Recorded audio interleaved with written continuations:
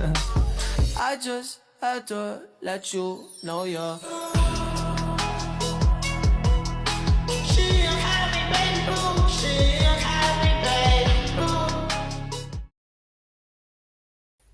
Qiraah kelompok 1. Salat adalah ibadah berupa ucapan dan gerakan tertentu yang dimulai dengan takbir dan diakhiri dengan salam. Salat fardu 5 waktu wajib bagi setiap muslim yang baligh, berakal dan suci dari haid dan nifas. As-salatu hiya ibadatun takunu min aqwalin wa af'alin muayyanatin. Tabda bitakbiri wa tantahi bisalam. As-salatul fardu khamsu waqti wajibatun ala kulli muslimin baligh akilin wa tahirin minal haidi wan nifas. Salat adalah ibadah yang terdiri dari ucapan dan perbuatan yang diawali dengan takbir dan diakhiri dengan salam. Dan salat fardu berjumlah 5 waktu yang wajib dilaksanakan pada waktunya. Yang paling utama adalah melaksanakan setiap salat pada awal waktu selama tidak uzur. As-salatu hiya ibadatun tatakawwanu min aqwalin wa af'alin. Tuftahu bitakbiri wa tukhtamu bisalam. Wassalawatul fardu khamsun salawatin fil yaumi wal lailah wajibun aduha fi aqwatiha wal afdalu an tuwadda kullu salatin awwalin waqtiha man lam yakun huna uzur. Azan dan iqamah adalah bagian penting dalam ibadah sholat, sebagai pemberitahuan waktu dan tanda dimulainya sholat berjamaah. Keduanya memiliki fungsi berbeda namun saling melengkapi serta mencerminkan kedisiplinan dalam ibadah. Memahami azan dan iqamah dengan benar membantu pelaksanaan sholat lebih tertib sesuai syariat. Keduanya perlu diamalkan bukan sekedar tradisi, tetapi sebagai ibadah yang memiliki dasar fikih yang kuat agar kualitas sholat semakin baik. Al-azanu wal iqamatu juz'un muhimmun fi ibadatis sholah, haitsu yakunani wasilat li'ilami biqautis sholati wa bidayatin sholatil jamaah.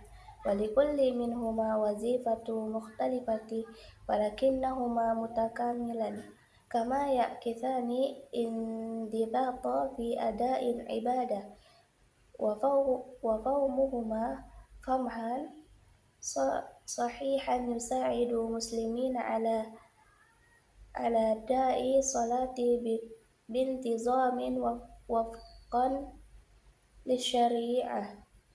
Lizalika yanbaghi tatabbiquhuma la ka'adatin qatta' bal kajuz'in min nizamin ibadatin zi ususin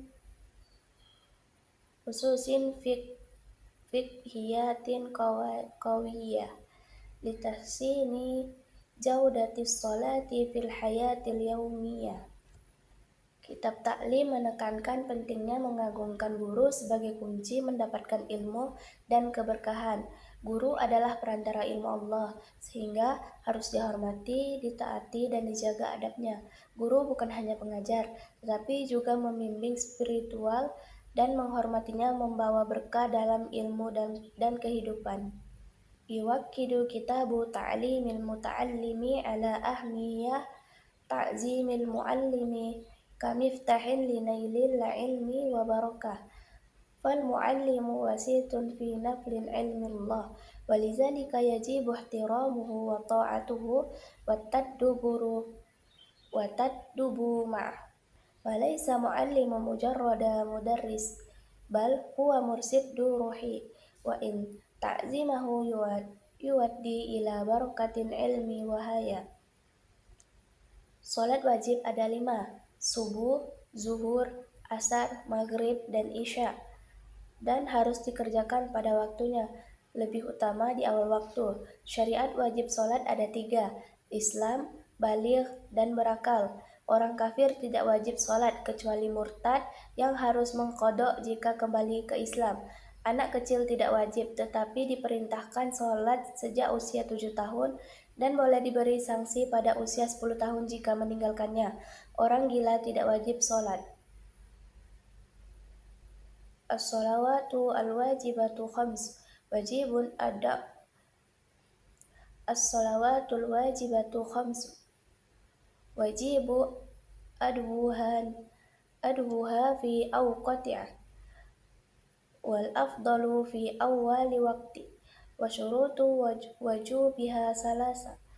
Islam wal baligh wal aqal fal kafiru wal majnunu la tajibu alaihima wasabihi yu'maru biha inda sab'i sinin.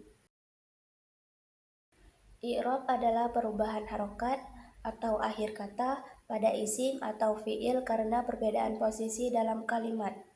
Jenis i'rab ada dua, yaitu i'rab asli menggunakan tanda dasar dhamma, fathah, kasroh, dan sukun.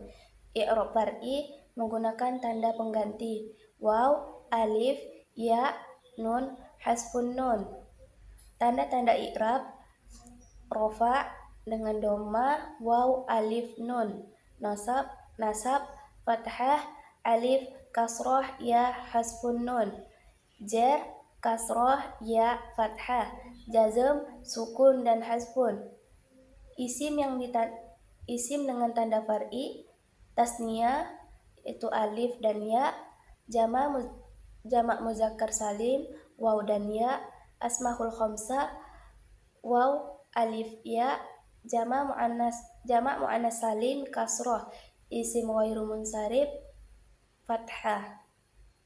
Contohnya pada surah Al-Fatihah ayat 2, Bismillahirrahmanirrahim. Alhamdulillahi rabbil alamin. Alhamdu marfu atau rofa tanda dhammah. Allahi yaitu majrur atau tanda kasroh. Robbi majrur mengikuti sebelumnya.